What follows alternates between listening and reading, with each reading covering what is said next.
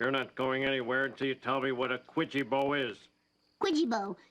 A big, dumb, balding North American ape with no chin. The Simpson family is playing Scrabble in the living room in an effort to build Bart's vocabulary for his aptitude test the next day at school. Bart, however, hates the game, so he ends it when he cheats and makes up an imaginary word, quidgibo. Before he leaves, Homer roughly grabs Bart and accuses him of cheating. He then forces him to define quidgibo. Bart eventually defines it as a big, dumb, balding North American ape with no chin. Marge adds minor detail to the definition of quidgibo with and a short temper. Hey, look at this. I am a wiener. It sure is. This causes Homer to become instantly angered and chases Bart out of the room as Bart replies, "Oh, quidgibo on the loose." The next day before class, in the schoolyard, Bart is spray painting graffiti that defames Principal Skinner on the school building. Principal Skinner is watching the kids on the playground. Martin Prince, the school genius, tattles about the graffiti. Milhouse, one of Bart's friends, sees Martin informing Skinner and warns Bart. Come on, Mom. You look very intelligent, dear. No way. Skinner arrives, where Bart, Milhouse, and two more children are feigning their involvement. He then checks each of their hands, but Bart is caught red-handed. Skinner orders Bart to see him after school.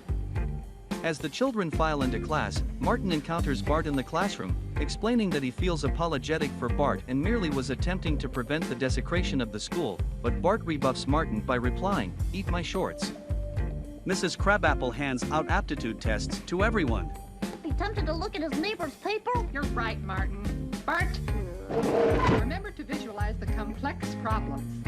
And relax. When she instructs the class on taking the timed intelligence test, Martin raises his hand and reminds her that Bart is supposed to face the window during any test so he can't cheat. A grumbling Bart turns his desk to face the window and the test begins. In an attempt to figure out a lengthy math word problem, Bart tries to quietly read the problem so he can solve it. Mrs. Crabapple reminds him for visualization instead. The visualization turns into a daydream, and when Bart finally comes back to reality, Martin announces that he has finished his test already. No rush, Dad. Take the scenic route. Gotcha. Mrs. Crabapple allows Martin go outside to read a book during the remainder of the testing period. While Bart is still taking his test, he looks out the window to see a smug Martin sticking his tongue out at him. In retaliation, Bart sticks his tongue out and makes faces back at Martin. After Martin does the same, Mrs. Crabapple spots Bart making faces and looks out the window to see what Bart is looking at. While her back is turned, Bart, who is seated at the front of the class, reaches over to Mrs. Crabapple's desk and steals Martin's test, replaces Martin's name with his own, and then puts the test back on her desk. Well, it seems the smartest child in the class is also the quietest. Bart, what other paradoxes affect our lives? Bart then quickly fills out random answers on his own test and then writes Martin's name at the top and turns it in. Later, after school, Marge and Homer are called to Principal Skinner's office for a meeting about Bart's behavior at school. Skinner informs Marge and Homer about Bart's graffiti from earlier that morning. As he reaches for Bart's rather extensive permanent record and is about to suggest something along the lines of expulsion for Bart, his secretary buzzes in and says that Dr. J. Loren Pryor, the school counselor, is waiting to see him. Dr. Pryor walks in on the meeting and surprises everyone when he tells them that Bart is a gifted child, and according to the aptitude test from earlier, Bart has an IQ of 216. Hey there, Professor. Why didn't you go build a rocket ship, Brainiac? Well, come on, you two. Don't forget about the film festival. The what? Oh.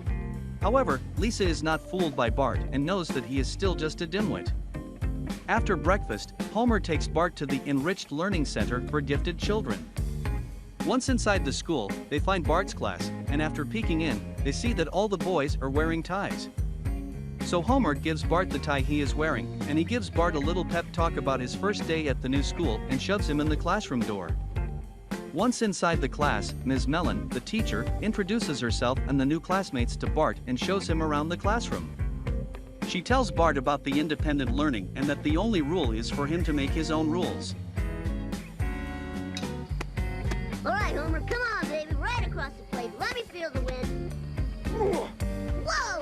Strike two. 2 and 2. Can you still see the ball, Bart? Don't worry, homeboy. You're not. When Dr. Pryor wants to know why, Bart makes up an excuse and tells Dr. Pryor he would like to go undercover and study regular kids and their school environment to see what makes them tick. Dr. Pryor agrees and tells Bart to write up a proposal to present to Principal Skinner while he goes to talk to him. Bart struggles to write a proposal and instead changes his mind and writes his confession.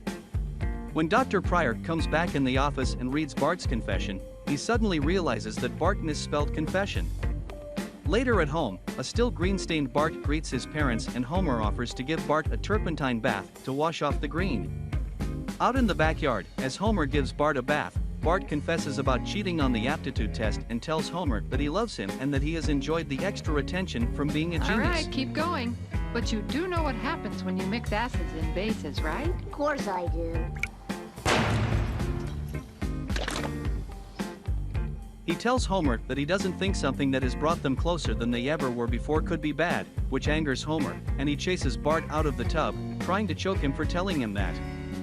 Fortunately, Bart is too fast for Homer and runs into his bedroom and locks the door. Then Homer pounds on Bart's door and tries to coax him to come out, claiming he can't hug and kiss him. But Bart claims that while he might not be a genius, he is not that dumb and claims to be insulted.